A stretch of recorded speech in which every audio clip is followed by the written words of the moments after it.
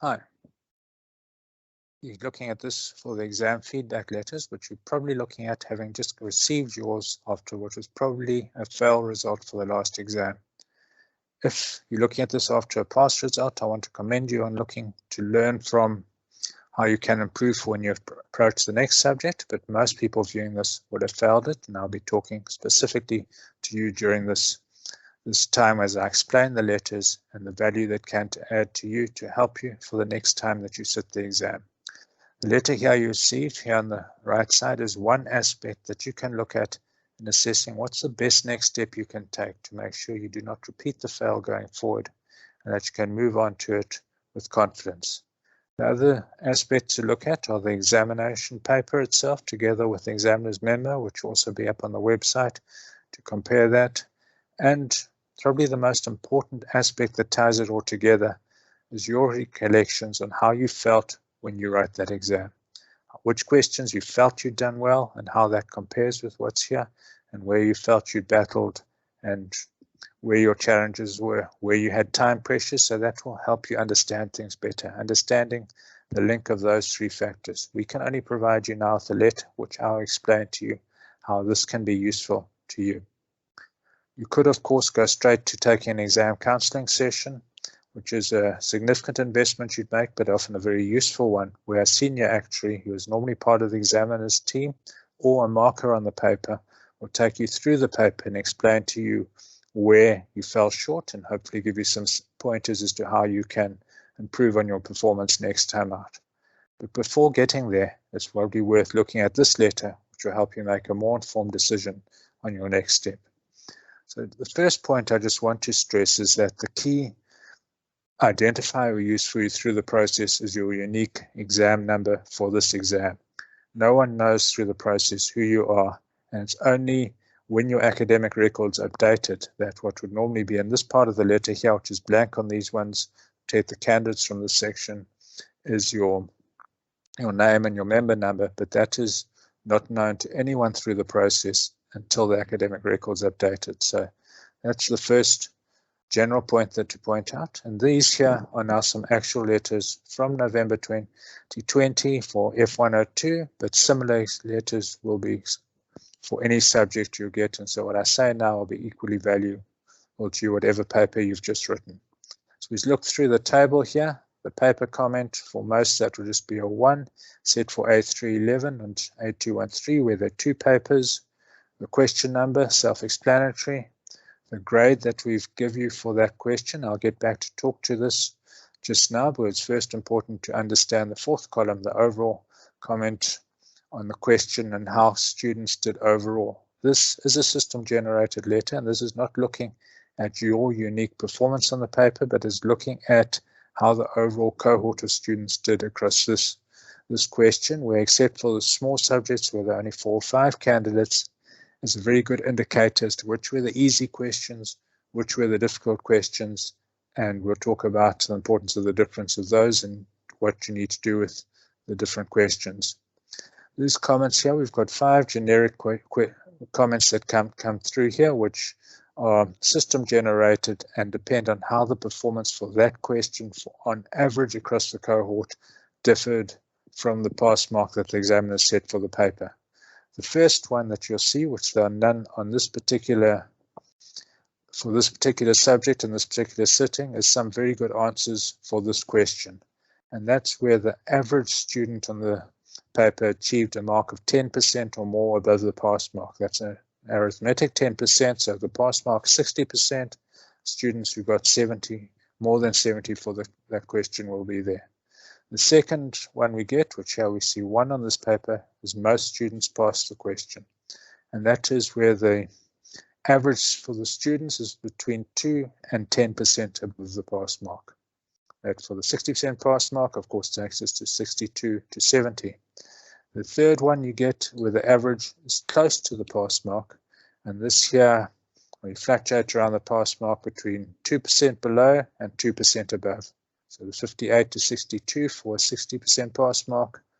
Question not answered well is between 2% below and 10% below the question. So an example again of 58 to 50 for the 60% pass mark. And then finally, very poorly answered question is where the average is worse than 10% below the pass mark.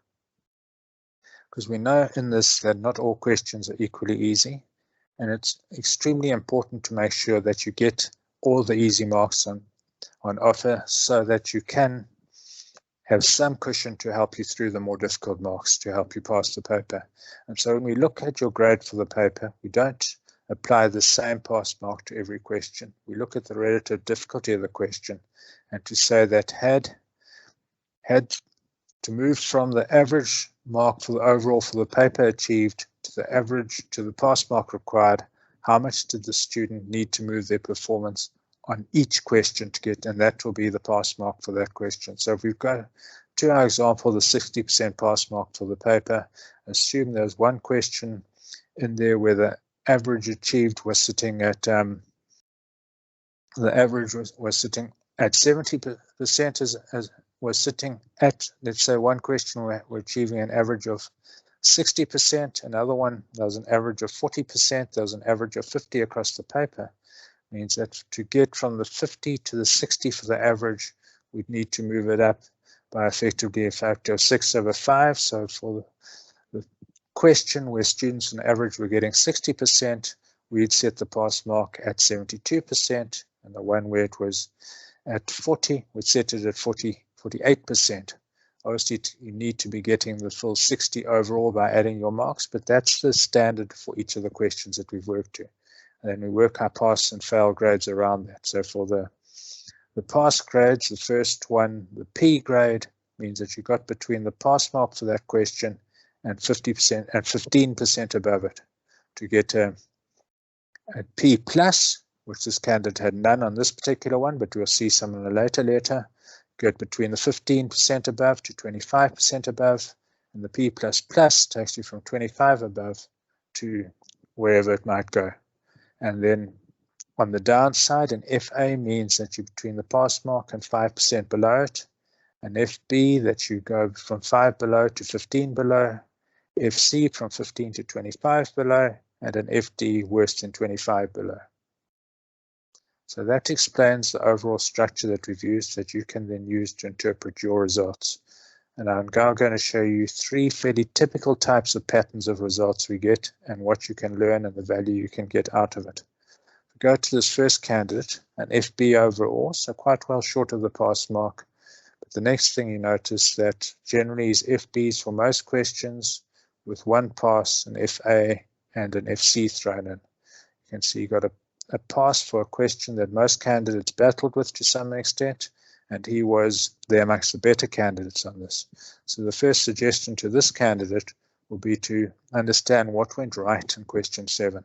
Was it the type of question that he was strong at? Was it the part of the syllabus that he was strongest at?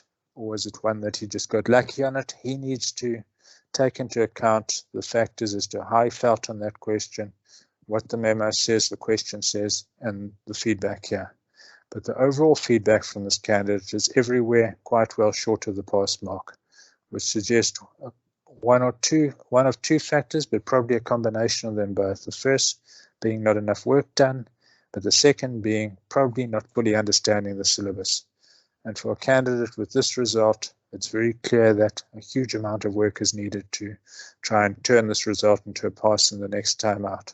So I'd strongly recommend the candidate look to get some kind of tutoring, either taking our course or finding another form of way of getting tutored through to the next session. Counseling probably won't be that useful for this candidate unless they felt they'd done particularly well and are surprised to get that level to find out what's individual attention on their gap. But I think it's more likely there's a lack of understanding of the syllabus, and I'd recommend that you have a good look at tutoring and the tuition course before sitting the subject again. We move through to our second candidate, and this is a different pattern, a candidate who did well enough to please the examiners at 5 of the 8 questions, but fell quite well short on the other 3, but his good answers were not strong enough to carry him through his weak areas that he didn't know. So if we look at this candidate, the first thing I'd say is look at the 3 FB areas. are these areas he thought he did well, in which case there might be value in him looking at counseling to understand why he didn't do well, or these areas he had knowledge lacking or in that part of the syllabus, or the nature of the question was one that he's not good at answering. In either case, it suggests that either work on his exam technique, but definitely work on parts of the syllabus for his knowledge. But even the ones that he's got a P for here, he's narrowly passing them. I'd suggest he's got sufficient knowledge, but I'd strongly suggest that he tries to strengthen that and improve his exam technique so he can get enough of a cushion to carry him through the parts of the syllabus and the questions that he's going to find difficult and battle with. You can see with this question that he's done reasonably in the questions that candidates found easily, and he's done well in one question that most already battled with. So it's suggesting his knowledge is not necessarily complete, but also that having done well in those, that he's in a reasonable position there, but definitely needs to work harder to understand why he's falling short here. But I think in this candidate's case, probably to improve his understanding on these parts of the syllabus is probably the most important, unless he thought he did well, when counseling will become a very useful service for him. And we get to the third one, which is a slightly less unusual pattern we see, but we do see it as often from experienced students who've either written the subject a few times or might just have a lot of work experience and not that much time in the subject, where they've done very well on a number of questions. Here we see 2 P pluses, a few Ps, no FAs, and a whole smattering of FCs and 1 FB thrown in, which shows even for this question 3 that most students did reasonably well. For a student getting P pluses on other questions, one would expect a reasonable mark on that. But an FC suggesting the student is, to put it bluntly, fairly clueless on that part of the syllabus, or completely misunderstood the questions. Again, to look to the student to say, as parts you got the FCs, why was it? The most likely explanation is probably the student didn't work too hard overall, relied on the experience, but only has experience in parts of the syllabus, in which case needing to grow their skills in other parts of the syllabus is important, suggesting the need for a lot more hard work and probably a lot of value coming from attending the tuition course so you can understand the full syllabus in its context and in each part of it, and not just what you gain from experience. You need to understand what you may need for future experience in different parts of the field of study, of practice.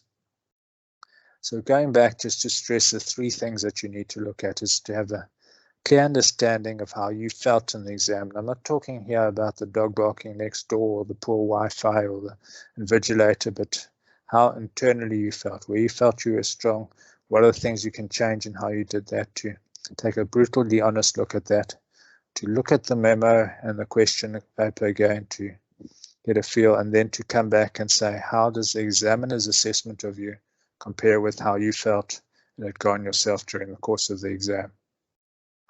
Those are essential things you need to do if you want to turn this experience around when you move to the next session. So in conclusion, I say, I hope this letter is useful to you to help you pass next time. Speaking from experience, it was a letter similar to this that allowed me to really understand where I had a major gap in knowledge in a subject where I really thought I'd mastered the subject. 1 FD for a question made me fail the 1 year, but when I really understood why I got that grade for the question, for a question which I'd actually thought I'd done well in, helped me to pass not just the subject the next time out, but also other subjects I wrote, having a better understanding of what was happening in the examiner's mind. And I hope this helps you have a far more successful session next time you write our exams.